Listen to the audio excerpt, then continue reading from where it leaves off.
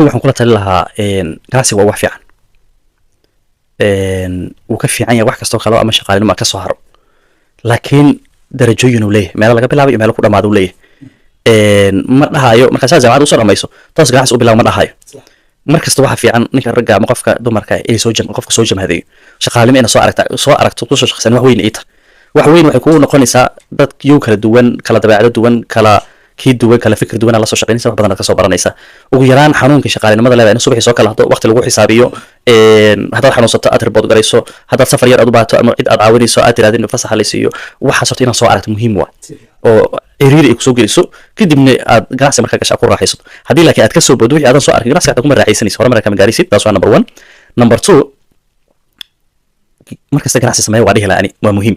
laakiin sidee u sameynay ganacsiga meesha ugu hooseyso ka bilaab fanfan iyo waxba ma tarayso $1 hada ku bilaabi karto kun qofka dhalinyarada waxaan dhihi lahaa ganacsiga kun ka hada haysato $10,000 ama $20,000 haysato ha ku bilaabin kun bes ku bilaab war kunka soo gub soo dhamay shan wado kale hal wada ka xirta shan wado kale ku furme kun kale la soo bax ku dhamay kun kale la soo bax saasa ku wadaysa marka si fiican wax u barato 5 kun ama 10 kun waa geli kartaa laakiin adoo ganacsiga ku cusub aniga marnaba kuma talinayo in meel sare laga bilaabo waa waxaad inta badan dhacdo qisad waxaa jirto wadadana marka aan qormaan hadda deganna dukaanana loo keenayaan aniga xataa markaa dukaan kale inaan dukaan kale wax u rabno inaan samayno dukaankana loo keenay dukaan macquul wada marka aan ku yaalo ahaa qiimihiisa kirada bishi waxa la yiraahdaa $3,500 bishi 2 sanaad horumarinaysa halii 2 sano hada $3,500 ku dhifato waa lacag $70,000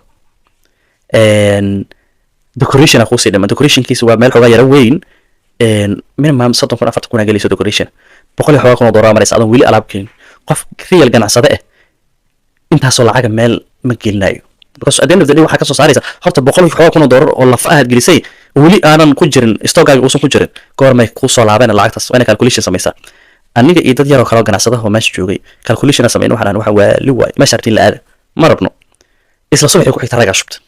raga ganacsiga ku cusbaayeen labadii sano shubteen labadii sano markay shubteen inta iska daba jiitamayeen oo isdiyaarinayeen maba laga sii fikirin ganacsiga xataa uma diyaarsanay inta isjiidayeen horta labadii sano sanada dhamaaday sanad $3,500 waa meeqo waa almost lacag ku dhow 40,000 waa dhamaatay sanadkii labaad waxa la bilaabay decoration ila $1,000 kale la gashay dhowr biloodna waa la dhisay decoration dhowrkii bilood la dhisay 6 bilood labadii sano ba ka hartay borto labadii sano ku ashbat 6 bilood ka hartay 6 bilood ka bacdiina alaaba la keenay alaabihii la keenay alaaba eriyada ku habboon